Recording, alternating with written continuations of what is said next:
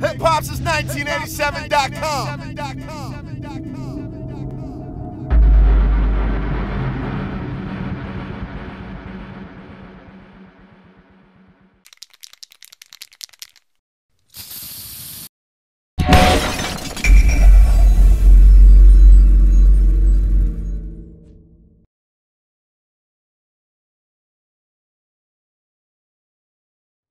Terrell Thomas, Hip Hop since 1987. We're live in Atlanta on a beautiful Saturday.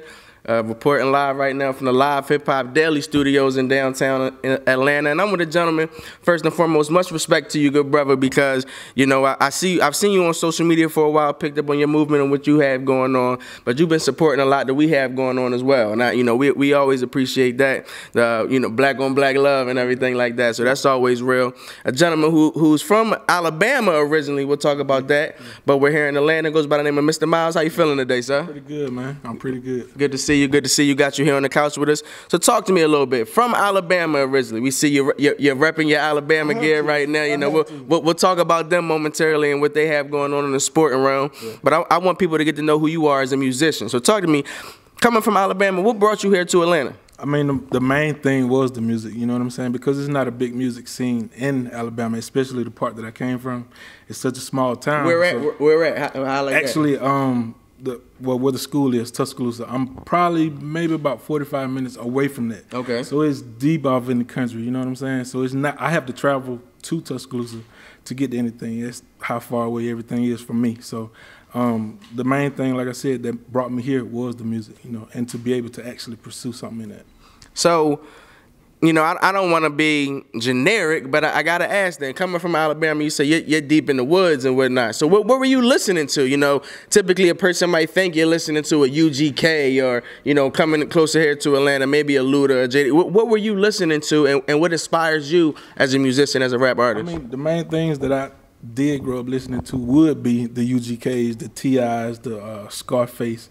I mean, we even brought down some of the Jay-Z music, that type of thing, you know what I'm saying? But I mainly grew up on the down south music, you know what I'm saying? That Webby and Boosie and all that type of stuff. So, I mean, everything from the south, that's what I grew up on.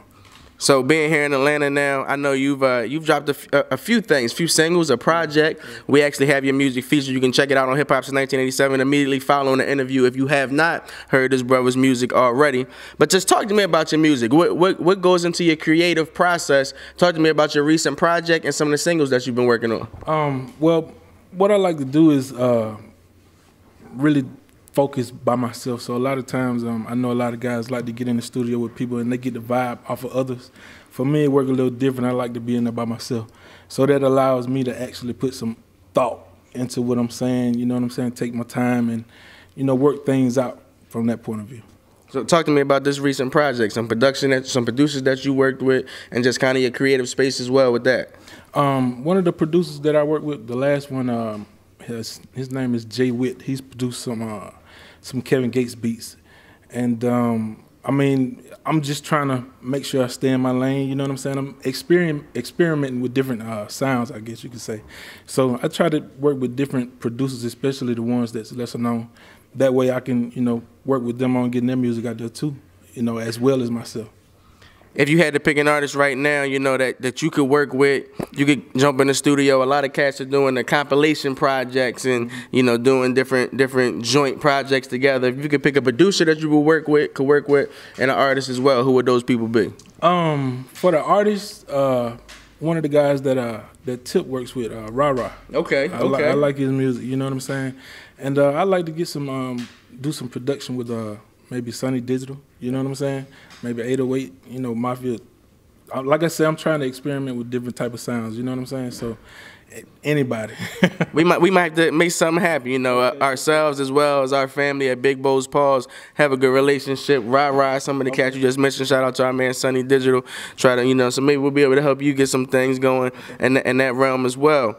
Alabama. We can't not mention the name, the state of Alabama, and not talk about all the success that your football program has had. You know, so for much of the nation, they just see it on TV. They see Alabama consistently in the big bowl games. You hear about the myth of Nick Saban and everything that he is.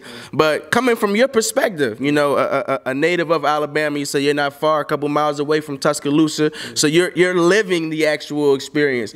What is it like in Alabama? Because I've yet to meet someone from Alabama who is not saying roll tide. You know, I mean, you even have some cats out here who are from the Atlanta area. You got Tech here, Georgia Tech here. University of Georgia is not far away, but they're screaming roll tide, you know, here as well. What is it like? What is it about the culture of the football program that the entire state just embraces? I mean, because that particular football program is pretty much the only thing that we have there. So everybody gravitates toward that specific thing, you know what I mean? So for us growing up, it's just like if you were to visit Vegas, and, you know, a lot of the people that live there would say, well, it's normal to me. But it's different for everybody that comes here. And it's pretty much the same thing with the football program, even though it did bring a lot of attention to the state and the city of Tuscaloosa. You know what I'm saying? We grew up watching it every day, so we saw a lot of the things that people didn't actually get to see. They just see the program on TV, like you say.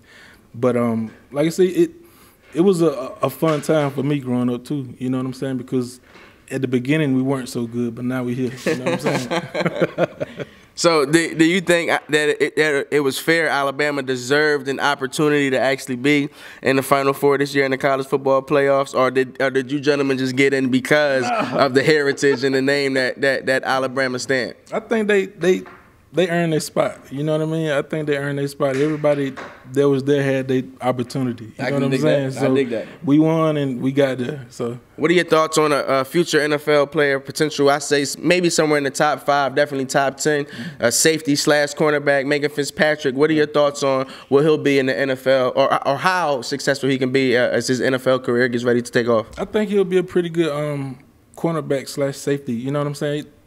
He's done a real good job for the team, you know what I'm saying? And he's held that defense together, and you can see how hard he plays on the field. So that's contagious amongst the defense. You know, it spreads. So I think he'll be pretty solid, you know.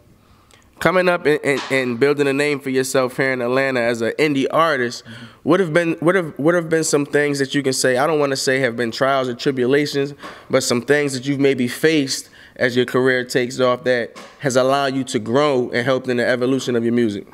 By being able to do things on my own. So, like I say, by me moving here from Alabama, I didn't really know a lot of people. I didn't know what to do, who to talk to, anything like that. So I had to actually learn and figure out how to talk to people, you know what I'm saying, and who to talk to, such as yourself, you know. So coming here and learning that type of thing, that's what kind of gave me some type of insight on what to do, you know what I mean? So some moves to make, that type of thing. 2018 is, you know, we're about a month in now. February is right around the corner. Yeah. What are some goals that you see for yourself musically this year? What are some things that you'll be working on, some projects possibly will be coming out in the near future? What can we expect from Mr. Miles as 2018 continues to take off from you musically? Well, I would surely be putting out quality music, you know what I mean, and doing the best I can and reaching a bigger audience, you know what I mean? So that's my main goal, is to make sure I focus on quality music and reaching a broader audience for myself. If people want to check out your music besides Hip Hop Since 1987, how can they go about checking you out and following up on what you have going on? They can follow me on Instagram at Mr. Miles Music and Twitter, Mr. Miles MW3. You can follow me there, shoot me a message, anything, you know, and I can give you some music, so anything like that. Same, if a producer or an artist wants to work with you, how can they get with you as well? They can shoot me an email, mrmilesmusic@gmail.com. You know what it is, Terrell Thomas, Hip Hop Since 1987. We're live once again here in Atlanta, live Hip Hop Daily Studios. Shout out to what they got going on. Make sure you stay tuned to Hip Hop Since 1987 as we bring you a lot more from this brother and many more indie artists.